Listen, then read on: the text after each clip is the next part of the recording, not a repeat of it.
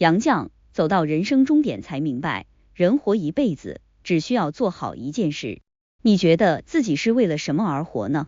听到这个问题时，很多人可能会脱口而出，为了爱人、亲人和孩子。曾经我也这么以为，因为我没有办法想象生命里没有这些人会是怎样的局面。在我看来，只要能与他们相守在一起，就是最大的幸福。可后来发现，将别人当成是人生的意义，是一件很可怕的事情。当你为了父母而活时，一旦父母去世了，那么你的人生就空了。当你为了孩子而活时，只要孩子长大成人，你就丧失了全部的动力。当你为了爱人而活时，万一爱人先你而去，你又该何去何从呢？人生中最难预测的就是别离，你永远无法预料那个被你当作支撑的人什么时候会突然离开，但你要知道，他们总会离开的。如果你将生命里的意义全部投掷在这些人身上，一旦他们离开了，你的世界就会变得一片黑暗。到那时，你又该怎么办呢？贾平凹曾说，人生就是一场暂坐，没有人能永远停留在你身边，最终你只剩下了自己。是啊，他人来来往往，终究只能陪你一程，行到某处，你还是要独自走下去。所以，人这一生走来走去，寻来寻去，还是要为了自己。也只有如此，不管别人如何来去匆匆，你都不会被迫停航。想到这里，就不得不提杨绛先生。在很多人眼中，杨绛先生曾是最成功的女性，有事业，有一份完美的婚姻，还有一个可爱的孩子。可是转眼之间，爱人和孩子便离他而去，他只能一个人孤独地烤着炭火。见到此情此景，许多人都极其悲痛，既是在缅怀逝去的人，又是在担心杨绛先生。一个女人接连失去最亲近的人，还到了如此高龄，她以后的日子该怎么过啊？这大概是杨绛先生在那时听到的最多的话。毕竟在大多数的眼中，女人的支撑就是孩子和老公，失去这两者就等于失去了所有。可杨绛先生却给了所有人一个意料之外的回复。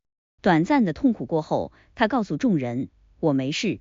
他没有一昧的沉浸在失去亲人的阴影中，而是很快走出来，继续读书写作。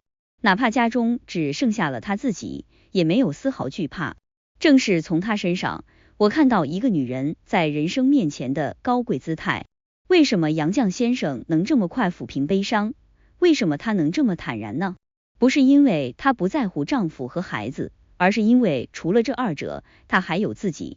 她的事业尚在继续，她的梦想还在召唤，她的书籍正待阅读，她的人生还没有失去意义，所以她不会止步不前。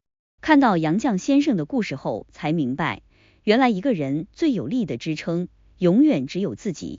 如果你的人生足够丰富，你有自己的生活和精神世界，那么不管身边人是否健在，你都能好好的生活下去。一个努力活出自己的人是不会被打倒的，因为他们懂得和自己相处。只要自己还在，人生就会灿烂的继续着。由此可见，人活一辈子，最重要的就是活出自己，拥有自己的事业、兴趣、爱好，找到专属于自己的人生意义。那么，你的内心将永远滚烫。你拥有的将不再是短暂的快乐，而是永恒的愉悦。人会走，茶会凉，所以我们不能将人生的意义全部寄托在他人身上，而是应该问一问自己，你想要什么？你想成为怎样的人？你想过怎样的生活？当你的心中有了固定的答案，并且日复一日的去实现时，它就会成为你人生里最主要的航向。就算别的小路被截断，也依然能支撑着你到达远方。其实，就算不考虑爱人、亲人去世的情况，我们也应该先为自己而活。因为世界是你的，只有你自己才能感知快乐与悲伤。不管为别人付出多少，别人怎么样，只要你感觉不到快乐，那么生活就是不幸福。曾经遇到过一个母亲，当时她已经连生了3个孩子，将近10年没有上过班了。每天要做的就是为孩子准备饭菜，看护他们，慢慢的陪伴他们成长。他说，为了让孩子过得开心一点，他去学了烹饪课、心理课，只要是对孩子有益处的事情，他都会尽力去尝试。后来的结果也如他所愿，几个孩子很健康，很快乐，他们的童年无忧无虑，应该会成为一生的宝贵记忆。可是看着孩子们的笑脸，那位妈妈却怎么也笑不出来了，因为10年的时光几乎耗光了她的精力。她来不及穿漂亮的衣服，来不及看喜欢的书，来不及过想要的生活。她让孩子快乐，可她自己不快乐。也许有人会说，孩子幸福不就是父母最大的快乐吗？可是孩子和父母终究是2个不同的个体，你会因为孩子的笑脸而感染，但你终究无法100%接收他们的快乐。你的心愿里除了看着他们笑脸，一定还有其他专属于自己的内容，只不过你太忙了，所以忽略了而已。人活着其实都是在以自己的主观感受过日子，他人只能触动你，却不能激起你所有的情绪，所以只有先成为自己，才能让人生快乐起来。比如父母可以先是自己，有爱好，有朋友，有闲暇的时间享受人生。当你实现自己的愿望时，你才会发自内心的感到愉悦，如此才有动力去完成其他身份。否则的话，不管你在其他身份里多么成功，你的内心都是空虚的。走到人生终点才明白，人活一辈子，只需要做好一件事就算成功了，那就是成为自己。先为了自己而活，做自己想做的事情，成为想成为的人，才能满足自己的主观感受，真正过得幸福。先活出自我，拥有独立的世界和精神空间，才可以具有最坚固的人生支撑。不管他人是否离去，都有生活的动力。如果你能做好这件事，那么其他事都只是点缀，或者说他们都是附赠品，顺其自然就好。杨绛先生让我们明白，人生的意义都来源于自己，做好自己，活出自我，足矣。这本我们仨是杨绛先生的回忆录，其中记录了他对于人生的所思所感。相信读完这本书，你就能更明白人生的意义了。人生的意义与自我实现。人生的意义是什么？这是一个古老而又永恒的问题，每个人都在寻找属于自己的答案，而杨绛先生的经历为我们提供了一个独特的视角。杨绛先生的一生充满了坎坷与挑战，但他始终保持着对生活的热爱和对自我的追求。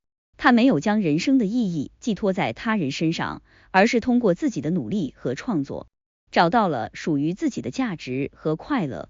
在杨绛先生看来，人生的意义不在于追求外在的成功或他人的认可，而在于内心的满足和自我实现。他通过写作和翻译，表达了自己的思想和情感，同时也为读者带来了精神上的慰藉和启迪。杨绛先生的故事告诉我们，人生的意义在于活出自己，找到属于自己的道路和目标。只有当我们真正了解自己，追求自己的梦想，才能在人生的旅途中找到真正的幸福和满足。结语：杨绛先生的故事是一个关于人生的深刻思考，也是一个关于自我实现的生动例证。他的经历和思想为我们提供了宝贵的精神财富，也为我们指明了人生的方向。人生的意义在于活出自己，找到属于自己的道路和目标。只有当我们真正了解自己，追求自己的梦想，才能在人生的旅途中找到真正的幸福和满足。人生的意义在于内心的满足和自我实现。我们不应该将人生的意义寄托在他人身上，而应该通过自己的努力和创作，找到属于自己的价值和快乐。人生的意义在于积极乐观的生活态度。我们应该珍惜生活中的每一个瞬间，感恩生活中的每一个人，勇敢地面对生活的挑战和困难。人生的意义在于坚韧不拔的精神。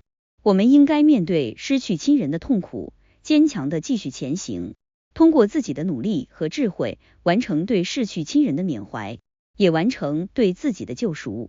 杨绛先生的故事告诉我们，人生的意义都来源于自己，做好自己，活出自我，足矣。这本我们仨是杨绛先生的回忆录，其中记录了他对于人生的所思所感。相信读完这本书，你就能更明白人生的意义了。